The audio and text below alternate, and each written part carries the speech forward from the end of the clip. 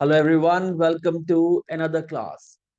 I welcome all my lovely entrepreneurs of 12th grade to today's class where we are going to talk about a very important topic. And as I always tell it to you that it is important from the perspective of examination and from the perspective of understanding this specific subject which is entrepreneurship. So you are in 12th standard, and today we are going to take up unit number two. This is the class number two of unit number two. And today the title is Forms of Business Organization. And today I'm going to take up part one. In today's class, these are the following points we have to discuss. The first one is introduction, where we are going to discuss the forms of business organization.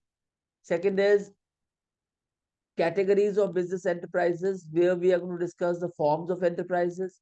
And third one is private sector enterprises, where we are going to discuss what are private sector enterprises. तो बच्चों, आज की class आप मान सकते हैं कि शुरुआत है थोड़े से ऐसे कंटेंट की which requires more of your attention. Are you getting it? Which requires more of your attention. So let's start today's class. So let's take up the introduction. Forms of business organization.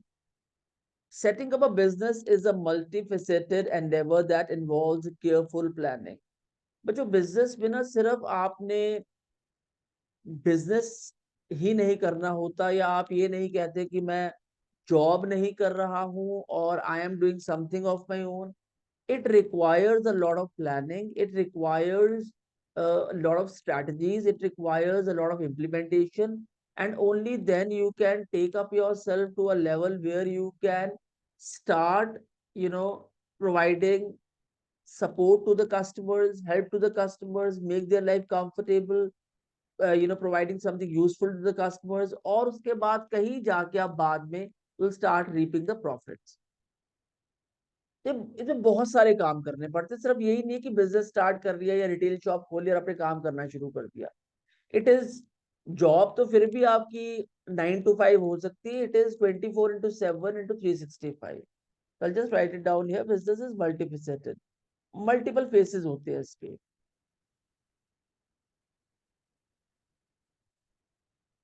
It is 24/7/365. तो तभी आप देखते हैं थोड़ा सा businessman, आप अगर कोई आपको ऐसी ऑप्शंस मिलती भी होंगी that there is somebody out there in your family is a businessman, थोड़ा सा ना अलर्ट मोड में ही रहते हैं. Because if they will work they will earn money, if they won't work they won't earn money. Okay, let's take a point number two. An enterprise is a distinct entity organized to conduct business activities efficiently and systematically. बच्चों एक ना आपको different entity create करनी पड़ती है in the form of enterprise, और इसी के तहत इसी के अंडर आप सारी बिजनेस एक्टिविटीज को यू नो करते हैं. And you do it strategically and systematically. There is a way of doing the business. आप ऐसा नहीं कर सकते हैव एज अर्ली आपने बिजनेस कर दिया. मैं ये मानता हूँ कई बार आप जॉब में थोड़ा सा लाइट हार्टेड अप्रोच रख सकते हैं, पर बिजनेस में it is not at all possible. You have to be always cautious, always in an alert mode. Third point, business organization requires the integration of materials, tools, equipments, and workspace to achieve entrepreneurs objectives. अब आप observe करिए कि एक आदमी ने नया business start किया तो सिर्फ एक वर्क स्पेस स्टार्ट किया नहीं, उनके पास ऑप्शंस होंगी जहां पर वो प्रोडक्ट और सर्विसेज जनरेट कर रहे होंगे, वो क्लाइंटेल बढ़ा रहे होंगे. Regularly their team must be visiting the clients to collect generate orders, और उसके बाद उन ऑर्डर्स को फुलफिल करते होंगे. तो there is a complete mechanism, there is a complete system involve into it. Are you getting it? ये कुछ ऐसा नहीं है कि आपने बस ये एक वर्क स्पेस लेके 4 लोग हायर करके अपना बिजनेस स्टार्ट कर लिया.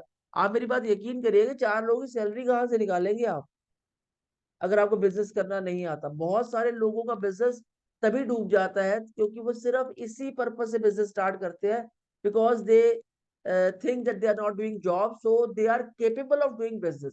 ये बच्चों दोनों कैपेबिलिटीज अलग अलग हैं। अगर आप बिजनेस कैपेबिलिटी देखें और जॉब कैपेबिलिटीज देखें, एक्यूमेंस है, ये स्किल्स हैं, ये एबिलिटीज है व्यक्ति के अंदर। आप देखते हैं कुछ लोग, कुछ कम्युनिटीज इंडिया में ऐसी हैं, those who are flourishing with business, because उनके पास वो स्किल सेट्स है, उनके पास वो एक्यूमेंट है, एबिलिटीज है, फैमिली कल्चर ऐसा है, एनवायरमेंट ऐसा है। बट अगर आप किसी ऐसे व्यक्ति को देखें जो फर्स्ट जनरेशन एंटरप्रेन्योर है, उसके चैलेंजेस, उसकी स्ट्रगल्स, उसके प्लानिंग जो स्ट्रेटजीज, वीकनेसेस आपको अलग से पता चल जाएगी। तो कहने का मतलब क्या है कि it requires integration. Integration means, amalgamation of materials, tools, equipments, workspace, human resource, and all those things in order to start a venture. बेटा वेंचर स्टार्ट करने के बाद आपको प्रॉफिट्स आते आते वक्त लग जाता है, तो 2 से 3 महीने या 4 महीने या 2 साल या 3 साल, you have to be very cautious and on alert mode in order to do the business. So these are 3 points which are very important forms of business organization which are going to continue. मैं से clip कर देता हूँ, important points. Fourth point, selecting the appropriate legal structure is a critical decision as it defines ownership and responsibilities. आज की date में अगर आप कोई बिजनेस स्टार्ट करते हैं तो आपको लीगली उस स्ट्रक्चर को ओन करना पड़ता है।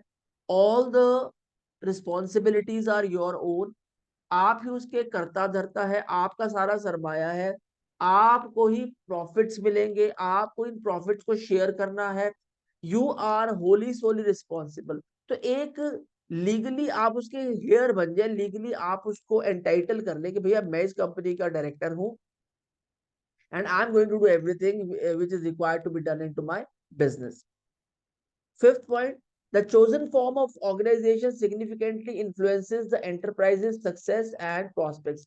और जिस फील्ड में आपका इंटरेस्ट है, फॉर एग्जाम्पल फिनेंस में है, फॉर एग्जाम्पल सर्विसेज में है, फॉर एग्जाम्पल प्रोडक्शन में है, फॉर एग्जाम्पल किसी और सेक्टर में है, तो आपके इंटरेस्ट के हिसाब से स्टार्ट किया हुआ बिजनेस ही आपको सिग्निफिकेंट प्रॉफिट दिलवाएगा और आपके प्रॉस्पेक्ट्स को हमेशा ग्रोथ की तरफ लेके जाएगा। कई बार आप ऑब्जर्व करते होंगे, एक व्यक्ति का जरा सा इंटरेस्ट था अपना काम स्टार्ट करने में, and he has grown by leaps and bounds. हमारी फैमिली में एक वाक्य है जहां पर वन ऑफ माय अंकल्स, उनका इंटरेस्ट ट्रांसपोर्ट में बहुत था। उनका शुरू से सपना था कि मैं ट्रांसपोर्ट, और वो भी कमर्शियल, और वो भी लॉजिस्टिक्स में काम करूंगा। और बच्चों, नाउ ही इज नो मोर, पर उनकी फैमिली में उनके बच्चे वो सारा काम चला रहे हैं। But is having a big fleet of trucks, और बहुत बड़ा फ्लीट है, I believe 70 to 80 trucks are there with them, and they are doing a big business. तो बहुत इंपॉर्टेंट है कि आपका इंटरेस्ट क्या है, और क्या आप अपने इंटरेस्ट को ओरिएंट करके, अलाइन करके बिजनेस को स्टार्ट करते हैं। It is well and good. और याद रखिएगा, बिजनेस आप कभी ऐसे स्टार्ट मत करिए कि मेरे साथ वाले ने एक फला बिजनेस कर लिया और चल रहा है तो शायद मैं भी स्टार्ट कर लूं, वैसा ही बिजनेस वो चल निकली। हमारे यहाँ पे मैं आपको एग्जांपल बताता हूँ, हमारे यहाँ पे एक बड़ा अच्छा एक एग्जांपल है, बहुत अच्छा लगेगा सुन के। हमारे यहाँ पे एक डायरी है जहाँ पर काफी बड़ी शॉप है, काफी बड़ी शॉप,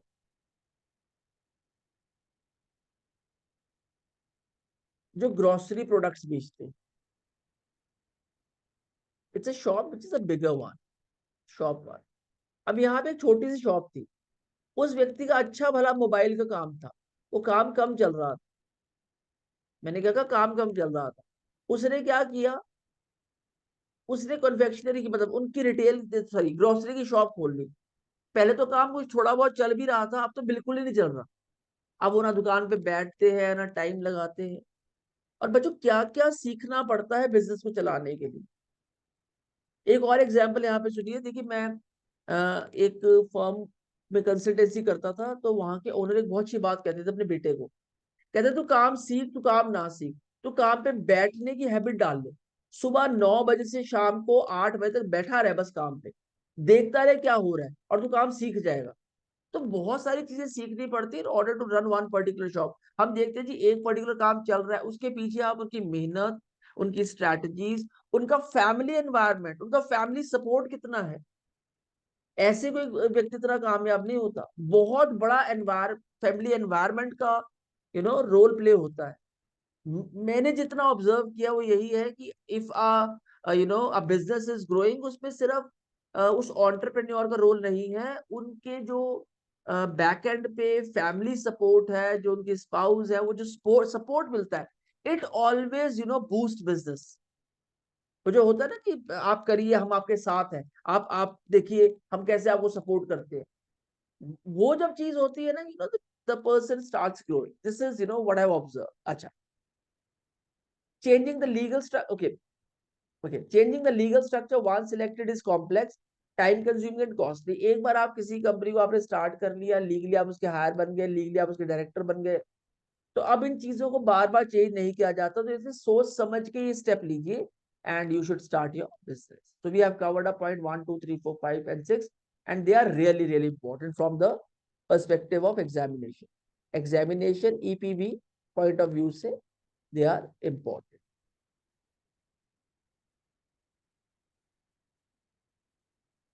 आगे चलते हैं।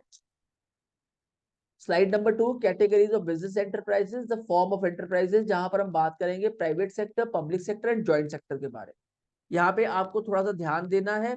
और बच्चों, मैंने आपकी बुक से अलावा भी आपको बहुत सारे एग्जाम्पल्स दिए हैं, तो इस क्लास के बाद शायद आपको कोई शक शुबा या डाउट नहीं रहना चाहिए understanding private sector, public sector and joint sector enterprises.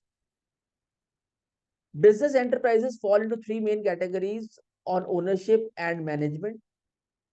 I believe there is, yeah, ownership and management.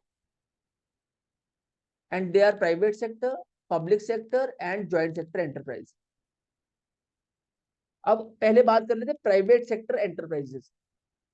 ये प्राइवेट कंपनीज हैं, owned, controlled and manage by private individuals और ग्रुप। इसे या तो प्राइवेट इंडिविजुअल्स चलाते हैं या फिर ग्रुप चलाते हैं।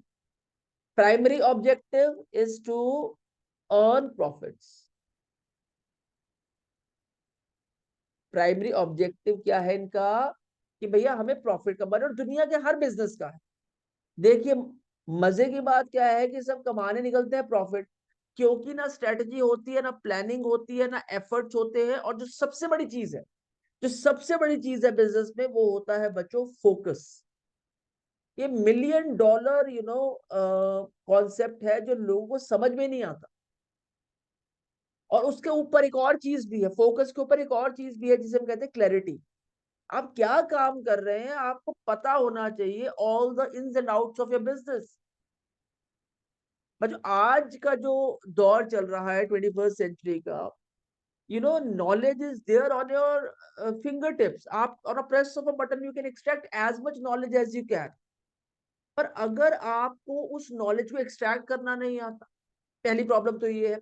दूसरी, एक्सट्रैक्ट करना आता है पर यूज करना नहीं आता, पढ़ने का दिल नहीं है, एनालिसिस करने का दिल नहीं है, सिटिंग लगाने का दिल नहीं है। हर प्रोफेशन में, हर प्रोफेशन में आपको सिटिंग लगानी पड़ती है, 1 से 2 घंटा अपनी प्लानिंग्स पर काम करना पड़ता है। और फिर आप देखिए, छोटे से छोटा बिजनेस कैसे बड़ा बिजनेस बन जाता है, फिर मल्टीनेशनल्स बन जाती है, और फिर एवरीवन स्टार्ट सपोर्टिंग इट। जब आप अपने बिजनेस के थ्रू वैल्यू क्रिएट करते, फॉर एग्जाम्पल एक एग्जाम्पल है, एक टीचर है, वो क्लासेस पढ़ाते हैं, और उनकी क्लासेस का जो फी है वो 250 रुपीज अ मंथ है फॉर एग्जाम्पल। और एक ग्रुप के अंदर 50 बच्चे आते हैं। एक व्यक्ति है जिसकी क्लास का चार्ज है 500 रुपीज एन आवर, और एक क्लास में 3 बच्चे आते हैं। अब आप खुद ही देख लीजिए, हु इज ग्रोइंग।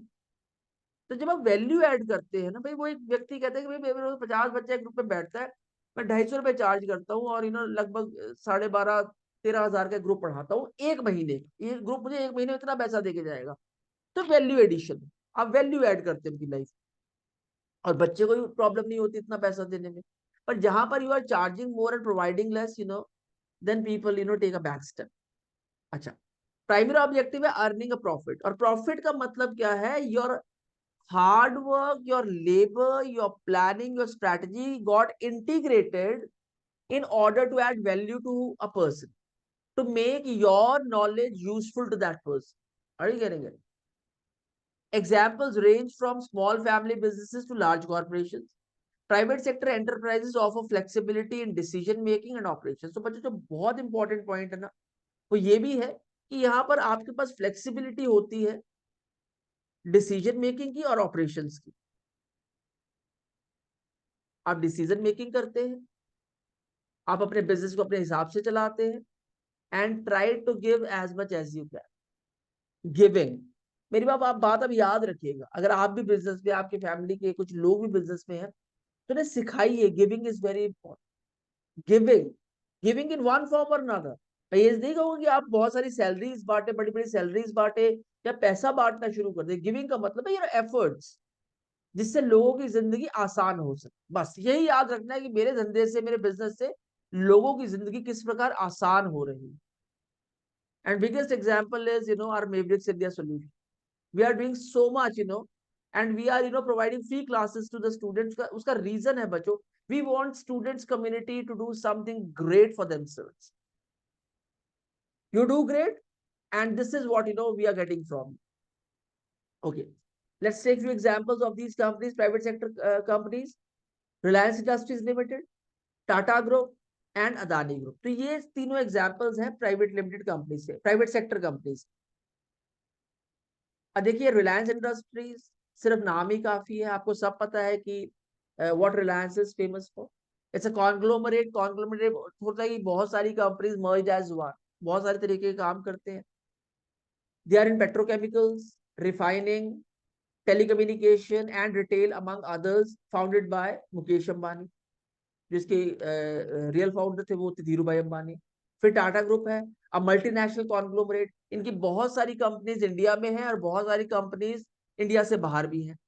तो इट्स अ मल्टीनेशनल कॉन्ग्लोमरेट, मतलब it's a merge of conglomerate का मतलब है मर्ज of so many different types of businesses they do business in various sectors like steel, automotive, information technology and more. It is one of the India's oldest and largest private sector companies. Third, आजकल आप बहुत इनका नाम सुनते होंगे, Adani group का. श्री गौतम अदानी जी इसको वो करते हैं. A multinational conglomerate with interest in infrastructure, power generation and other industries, founded by Gautam Adani. तो बच्चों ये है प्राइवेट सेक्टर एंटरप्राइजेस. मेरा जो मूल उद्देश्य है आपको इस प्रकार के कंटेंट को पढ़ाने का, वो ये है कि आप एक क्लास अटेंड करें ना तो आपको उस क्लास का सारा जो फाउंडेशन है, बेस है, क्लियर हो जाना चाहिए. ये उद्देश्य है. आप प्लीज मत मिस कीजिए रिगरस प्रैक्टिस सेक्शन. आपको कई लोग एक यूनिट का रिगरस प्रैक्टिस सेक्शन देते हैं. मैं हर क्लास के साथ देता हूं. आप our team is working so hard on it. Are we getting it?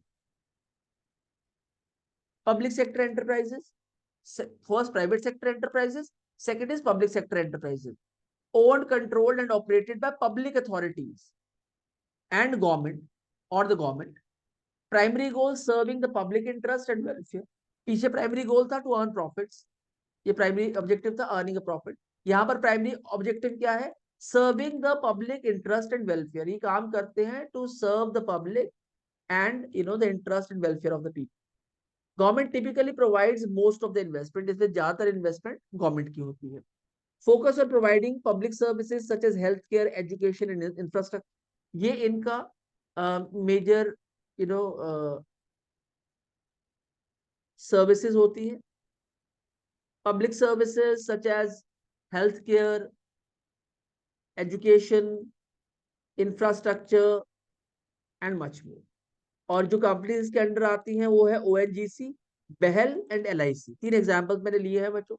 पहली है oil and natural gas corporation of India, a state owned oil and gas exploration company. इनका काम क्या है कि ऑयल एंड गैस को कंट्री में जहां जहां पर they do research, they do explore these things, वहां पर ये उसको एक्सट्रैक्ट करते हैं and then provide it to the people at large. Bharat heavy electrical limited, a public sector engineering company and manufacturing company primarily in power sector. मेरे घर के पास इसका बहुत बड़ा यूनिट है पहल का. इतना बड़ा यूनिट है बच्चों की it is in I believe I am not sure, it is in more than 1 kilometre area में फैला हुआ है. बहुत बड़ा इसका यूनिट है. And next is LIC, Life Corporation of India, or Life Insurance Corporation of India. It is India's largest life insurance company owned by the government. तो बच्चों ये होगी आपकी पब्लिक सेक्टर एंटरप्राइजेस। यहाँ पर प्राइवेट पैसा भी लगा होता है, पर मेजरली पैसा लगा होता है सरकार। तो ये होगी पब्लिक सेक्टर एंटरप्राइजेस।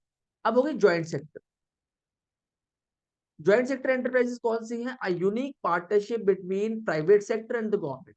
यहाँ पर पार्टनरशिप की जाती है प्राइवेट सेक्टर के द्वारा और गवर्नमेंट के द्वारा, दोनों मिलकर कुछ स्टार्ट करते हैं। Management is typically in private sector hand. सारा मैनेजमेंट देखा जाता है प्राइवेट सेक्टर के द्वारा। तो ज्वाइंट सेक्टर उसमें यस, हाँ, पर उसमें जो मेजर रिप्रेजेंटेशन गवर्नमेंट का होता है वो होता है in the form of board of directors. तो जब बड़े बड़े डिसीजन लेने होते हैं, they all sit together, you know, the representatives of private firms and private sectors and representative of government sector, they sit together and take bigger decisions. पर management typically, क्योंकि they are more agile in taking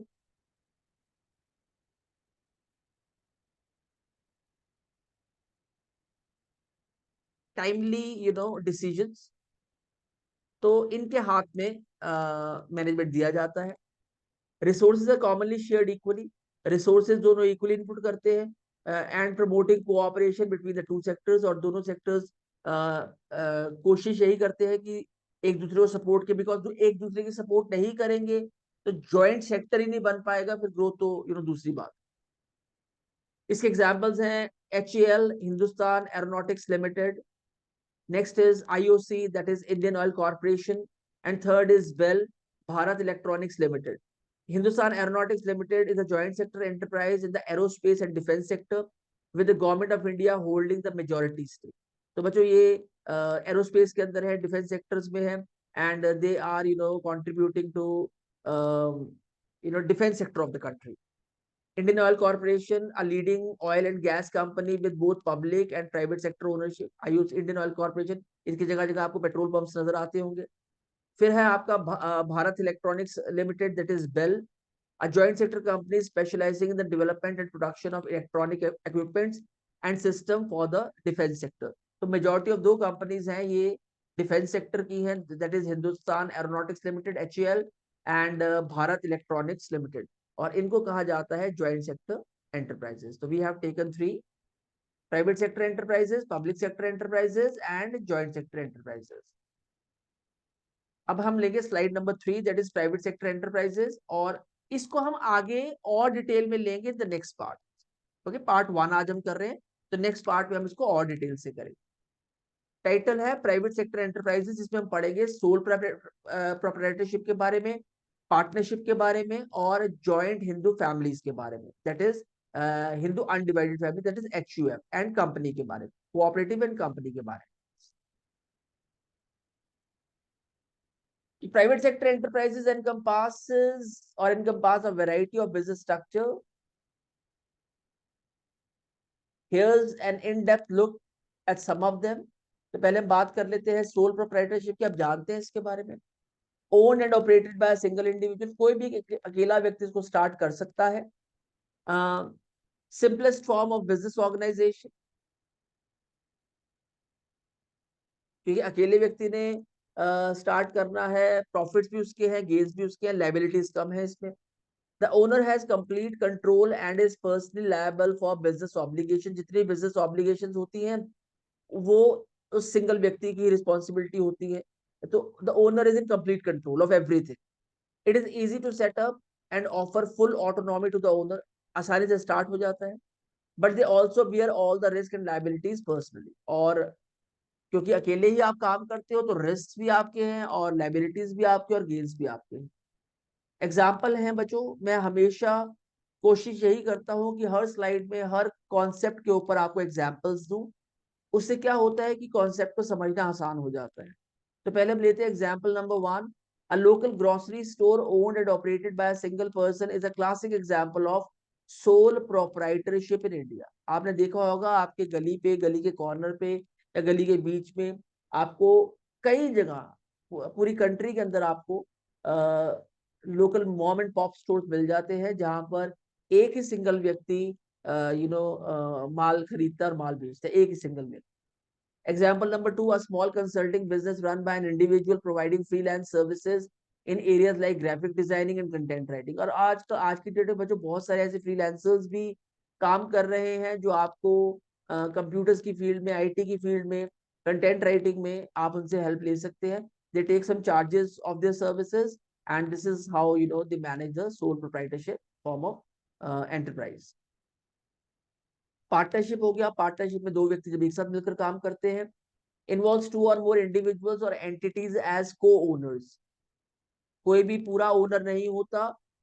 दोनों अपने अपने contribution के हिसाब से ownership ले लेते हैं.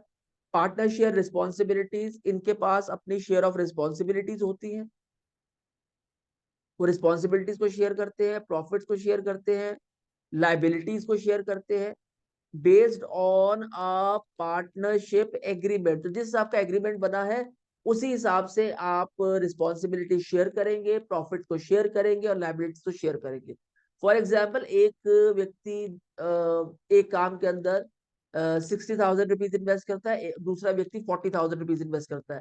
तो एक की प्रॉफिट भी 60% हो जाएंगे, रिस्पॉन्सिबिलिटीज भी 60% हो जाएंगी और पार्टनरशिप लाइबिलिटीज भी 60% हो जाएगी और दूसरे व्यक्ति की 40% रहेगी. इसको समझना है. ठीक है.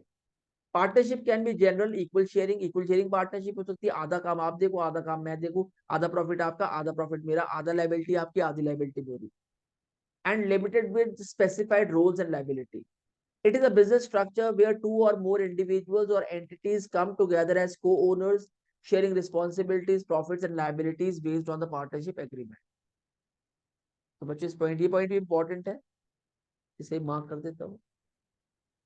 Example one, a law firm where multiple lawyers join forces to offer legal services and share the profits and responsibilities. एक ऐसी फर्म है लॉ फर्म जहां पर कुछ लॉयर्स या दो लॉयर्स मिलके लीगल सर्विसेज स्टार्ट करते हैं. They share profits and the responsibilities to.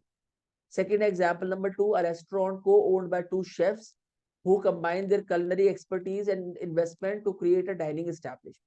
तो दो लोग हैं जो शेफ्स थे पहले, पर उन्होंने अपना वेंचर स्टार्ट किया. उनकी स्पेशलाइजेशन थी अपनी अपनी कलनरी सर्विसेज में और वो एक स्पेसिफिक टाइप का फूड सर्व करते हैं. उस हिसाब से उनकी इन्वेस्टमेंट है, उस हिसाब से प्रॉफिट शेयर करते हैं, लाइबिलिटी शेयर करते हैं. And this is how they are justifying partnership form of firms. फिर हम बात करते हैं जॉइंट हिंदू फैमिलीज की. A unique form in India where the business is run by Hindu undivided family. HUF का क्वेश्चन 100% आता है एग्जामिनेशन में. मैं तो ये कहूंगा ये पूरा आज का सेशन इंपॉर्टेंट है because you are going to learn something new. अगर आप पहले क्लास में पढ़ चुके हैं it's a different matter altogether, पर जो बच्चे से पहली बार पढ़ रहे हैं it's a very important concept and it is examination based topic. तो हिंदू अनडिवाइडेड फैमिली है बच्चों. मान के ये चला जाता है कि इसमें दादा, चाचा, ताए और सिस्टर्स दे कोलैबोरेटिवली, सिस्टर तो नहीं करती, कोलैबोरेटिवली चाचा, ताए, उनके बेटे, आगे उनका जब परिवार बढ़ता रहता है तो वो अनडिवाइडेड रहते हैं और बिजनेस को चलाते रहते हैं मिलकर. Joint Hindu family business are unique to India. ये यूनिक है इंडिया के अंदर. Where businesses operations are managed by HUF, that is Hindu undivided family, जो डिवाइड नहीं होती है, with an emphasis on continuity and succession. तो मतलब इसमें कंटिन्यूटी भी रहेगी और सक्सेशन भी रहेगा कि अगर कोई व्यक्ति for example head of the family है, दादा है, अब ये ग्रैंडफादर हैं,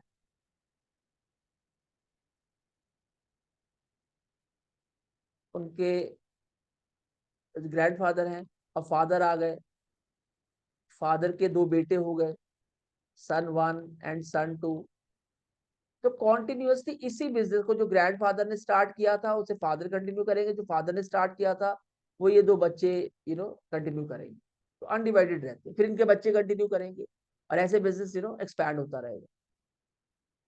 Joint Hindu family businesses have a distinct governance structure and are governed by specific laws. इनके specific laws होते हैं और मैं इस पर एक बिल्कुल अलग क्लास बनाऊंगा joint Hindu family के ऊपर, so that we can have more clarity about it. And are governed by specific laws. इनमें specific laws होते हैं emphasizing the importance of maintaining family unit and the property inheritance.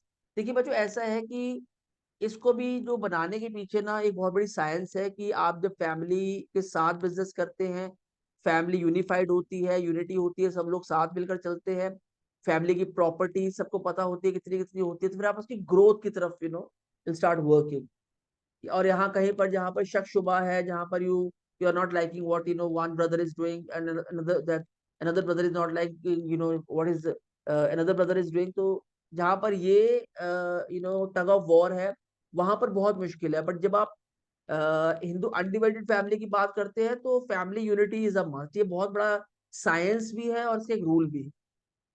Example one, a traditional family owned jewelry business where the business and its assets are passed down through generation with a Hindu joint family. बहुत बड़ा family का jewellery business है और एक ही नाम से उनकी 20 branches हैं। और सब कुछ मैनेज कौन करते थे? पहले ग्रैंडफादर करते थे, तब 5 शॉप्स थी। फिर फादर ने स्टार्ट किया तो उनकी 10 शॉप्स हो गई। अब दोनों बेटे चलाते हैं तो उनकी 20 फ्रेंचाइजीज हैं, पर वो प्रॉफिट इक्वली शेयर किया जाता है। मतलब वो rather than both the sons are inheriting that profit, वो पूरी फैमिली को दिया जाता है, that comes to the family tree और goes to the family tree through these sons. Example two, an agriculture business where the Hindu undivided family manages farming operations and land holdings collectively with profits and assets shared among the family members. So these are the two examples of joint Hindu undivided family.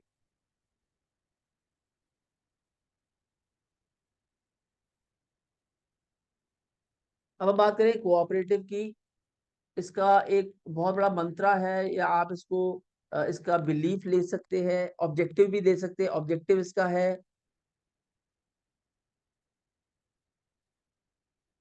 One for all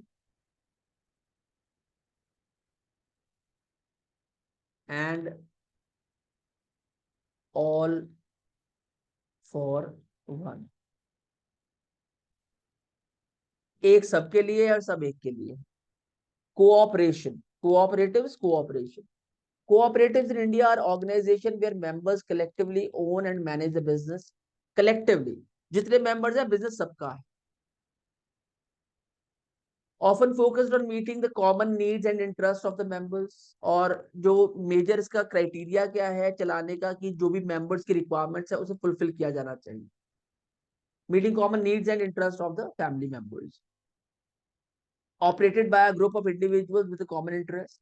Members often share in decision making and profits. तो जो members हैं वो decision making में भी participate करते हैं और profits में पार्टिसिपेट करते हैं।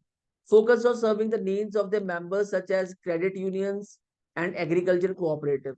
और बच्चों बहुत सारे कोऑपरेटिव्स हैं जहां पर मेंबर्स ने एक साथ मिलकर स्टार्ट किया है। क्रेडिट यूनियंस है, एग्रीकल्चरल कोऑपरेटिव्स है। Cooperatives prioritize the welfare of their members and are democratically governed, where each member typically has an equal say in decision making. ये बहुत इंपॉर्टेंट पॉइंट है। Cooperatives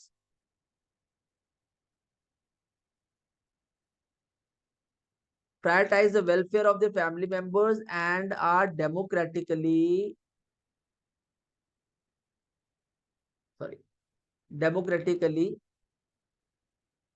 governed. सबकी equal say है, everybody has a right to speak, where each member typically has an equal say in decision making.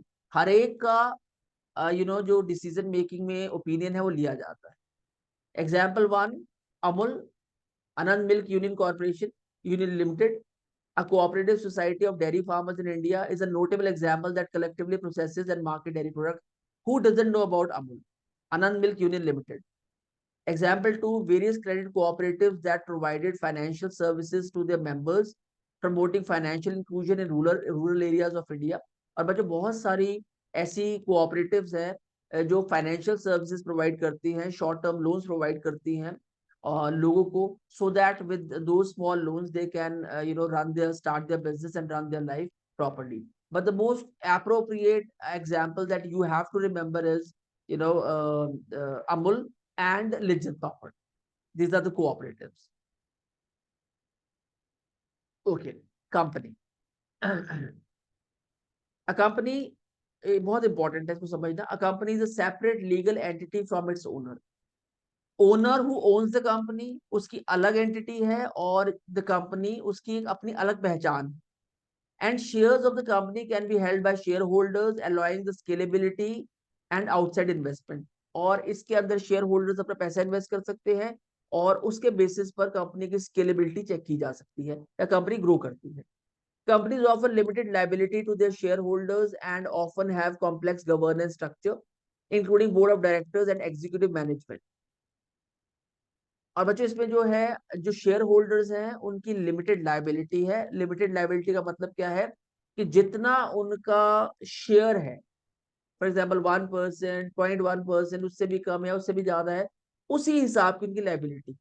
अगर कल को company dissolve भी होती है तो उनका जो लॉस होगा वो उतने परसेंट का ही होगा और गेन होगा उतने परसेंट का ही होगा, तो लिमिटेड लाइबिलिटी होती है। एग्जाम्पल है इसका Tata group is one. Complex governance structure with board of director officers and share holders. जो कंपनीज होती है, बड़ी बड़ी कंपनीज होती हैं, उसमें पब्लिक का पैसा इन्वेस्ट होता है, शेयर होल्डर्स होते हैं। तो जनरली पब्लिक क्यों पैसा इन्वेस्ट करती है? Because public wants that they invest the money और उनका मनी डबल हो, कंपाउंडिंग होती रहे, पैसा बढ़ता रहे। तो उस पैसे को यूज करके, क्योंकि आपका जब तक आइडिया बहुत स्ट्रॉन्ग नहीं होगा, यू नो स्केलेबल नहीं होगा, तो आप उसको ज्यादा ग्रो नहीं करवा पाएंगे। और बहुत सारी लोग इस पे पैसा लगाएंगे भी नहीं। तो अगर लोग पैसा लगाते हैं तो आपकी रिस्पॉन्सिबिलिटी बनती है कि आप कंपनी को ग्रो करवाएं और लोगों का जो इन्वेस्टेड पैसा है उसको भी बढ़ाएं। India's largest conglomerates is composed of various companies operating in diverse industries with shareholders and board of directors। और बच्चों इसमें बहुत सारे conglomerates काम कर रहे हैं जो नाम एक है पर वो अलग अलग वर्टिकल्स में काम करते हैं। कोई पेट्रोकेमिकल्स में काम करता है, कोई इंफ्रास्ट्रक्चर में काम करता है, और कोई सर्विसेज प्रोवाइड करने में काम करता है, टेक्नोलॉजी में काम करते हैं। एक ही company which is working in all the sectors. एक एग्जाम्पल इसमें और है, Infosys, a leading IT service company in India, has a board of directors responsible for corporate governance, strategy and oversight of the company's operation. अगर इन्फोसिस की आप बात करें तो इसमें बोर्ड ऑफ डायरेक्टर्स हैं। वो जो कंपनी की कॉम्प्लेक्स गवर्नेंस है वो एक स्ट्रॉन्ग ब्रेन, एक एजाइल डिसीजन मेकर उसके लिए चाहिए। तो ऐसे बहुत सारे बोर्ड ऑफ डायरेक्टर्स हैं जो इस कंपनी गवर्नेंस को, ऑपरेशंस को मैनेज करते हैं और जिससे कंपनी ग्रो करती है। जब कंपनी ग्रो करती है तो लोगों को लगता है कि whatsoever we have invested is also going to get grow accordingly. Means जैसे कंपनी ग्रो हो रही है साथ हमारा पैसा भी ग्रो। तो दिस इज कंपनी। So, बच्चों, with this we have come to the end of today's class where we have taken the forms of business organization, forms of enterprises and private sector enterprises. Let's take a complete synopsis of it.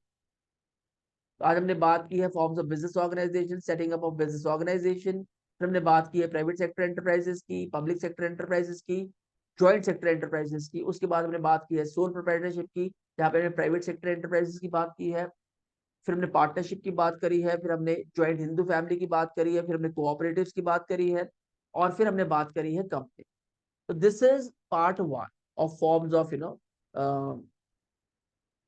business organization. This is part one.